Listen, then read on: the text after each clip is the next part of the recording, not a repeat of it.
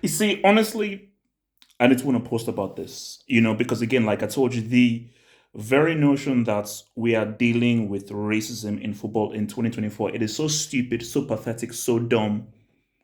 I feel almost, I feel dumb and stupid talking about it because of just how idiotic and how pathetic it is that as a society, we're still dealing with racism. And we're still dealing with racism in the number one sport in the world. Just guys, think about that. The most popular and the number one sport on the planet, and there's still a racism issue.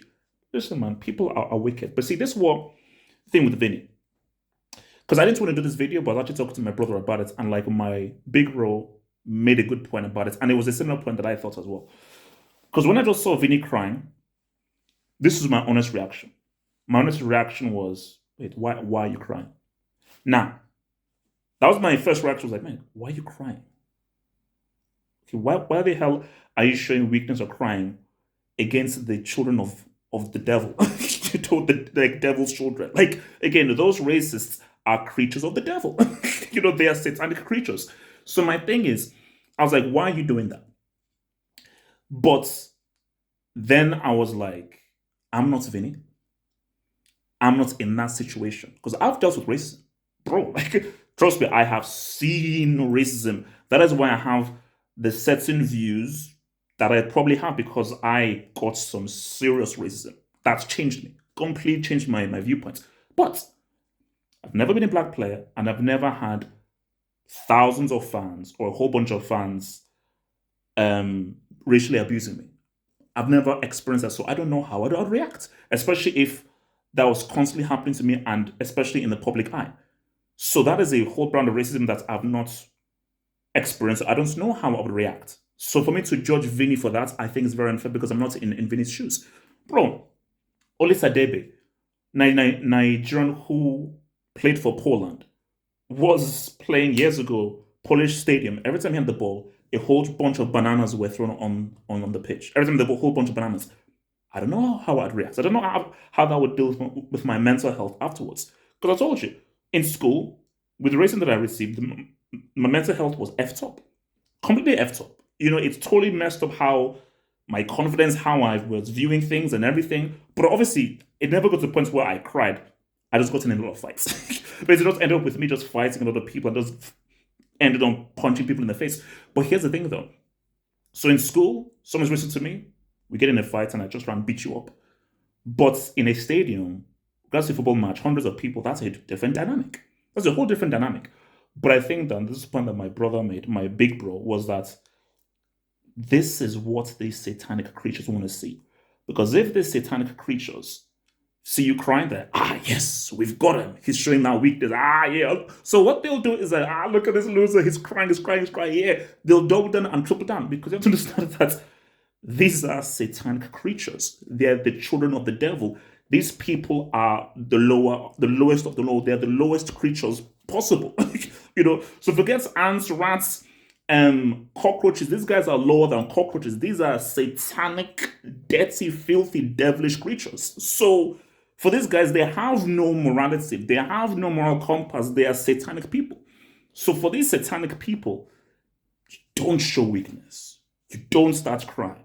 You don't do that. So that's why I was like, man, don't show weakness against these bombs. But I'm not Vinny. I'm not Vinny. You know? Like, so it is disingenuous for me to be like, don't cry. Well, no. I've not been a famous player who has experienced racism on that scale. Because experiencing racism within a school is very different from experiencing racism on a stage like a football pitch in a football stadium where rather than two, three, four people being racist to you, hundreds, thousands of people are being racist to you. That is a whole different level where I don't know how I'd react. And I don't know how I'd react. And I don't know how that would affect me afterwards. So again, that's why I said to myself, you know what, now, half of you can't just judge him like that because that's unfair. But again, you see, for me, I am not one of those because you see, for me, you have to understand. I grew up in Nigeria, and I grew up in a place where everyone was black. And when you grow up in a place where everyone is black on every level, and you come to a country where there's racism, rather than like, oh my gosh, how could they be racist to me? What? I'm like, what? It's for me, it feels stupid. But for somebody who grows up in a country like Brazil where the whites are at the very top and blacks are a certain way, and that's all you've known, maybe racism will affect you a different way.